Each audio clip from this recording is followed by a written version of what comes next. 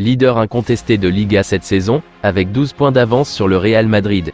Pourtant, Xavi sait qu'il lui manque un latéral droit de métier dans son 11 de départ.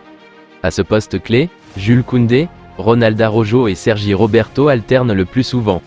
Pour compenser ce manque criant, Xavi envisagerait de relancer une piste en Ligue 1, Vanderson, 21 ans. Déjà approché l'été dernier, le Brésilien était resté en principauté en raison de son coût démentiel, 60 millions d'euros. Depuis, les dirigeants blaugrana ont observé toute la saison sa progression sur le rocher au point que, ces prochains jours, la présence de ses agents est attendue au centre d'entraînement du FC Barcelone. Amar Dedić, le latéral droit du Red Bull Salzbourg est lié à un transfert au FC Barcelone. Les Autrichiens sont prêts à vendre une de leurs pépites sur la prochaine fenêtre des transferts, lui qui est un titulaire indiscutable et qui peut occuper toutes les positions défensives. Voyant qu'il est courtisé par plusieurs grands cadors européens, les dirigeants du club 16 fois champion d'Autriche ont fait pression sur lui et, en janvier 2023, il a signé une prolongation de contrat jusqu'en juin 2027. Sa valeur marchande est de 10 millions d'euros, mais on s'attend à ce qu'il parte pour plus.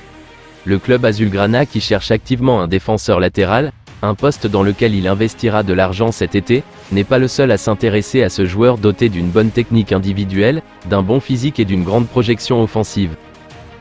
Interrogé sur ses relations avec Lionel Messi et un éventuel retour au FC Barcelone au cours du prochain mercato estival, Ronaldinho a clairement ouvert la porte du club catalan à son grand ami. « Je suis un ami de Messi et suis très heureux pour lui », a-t-il assuré Ronny dans le quotidien madrilène. « Pour moi, c'est le meilleur joueur du monde. Je serais heureux de le voir épanoui n'importe où il joue mais, après tout ce qu'il a connu au Barça, ce serait magnifique de le voir finir sa carrière là-bas. » Le message est passé. Javier Tebas, le boss de la Liga, a attaqué de manière très virulente Joan Laporta et le FC Barcelone dans l'affaire Negreira.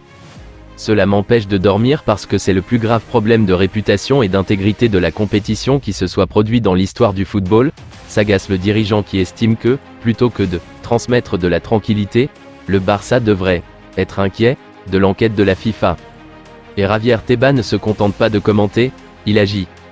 Ce dernier a confirmé avoir demandé la tête de Joan Laporta à Luis Rubiales, le boss de la fédération, RFEF, et le seul à avoir un tel pouvoir.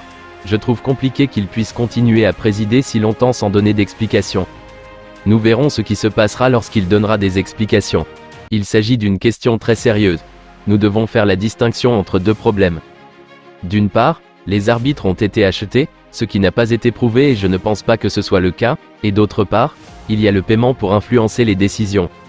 Ce paiement pour influencer est un comportement très grave dans la sphère sportive et je pense qu'il s'agit d'un délit pénal. Il y a des règles et ce n'est pas une blague. Est-ce que cela suffira avec ce qu'ils ont pour ne pas inscrire Barcelone la saison prochaine en Ligue des Champions? Je ne sais pas, c'est à eux de décider. Et Joan Laporta doit, dans tous les cas, vite changer d'angle de défense. Je ne pense pas que la tactique de la victimisation et de l'étreinte du drapeau soit la bonne en ce moment. Je vous remercie d'avoir regardé ma vidéo, n'hésitez pas à vous abonner pour plus de contenu similaire.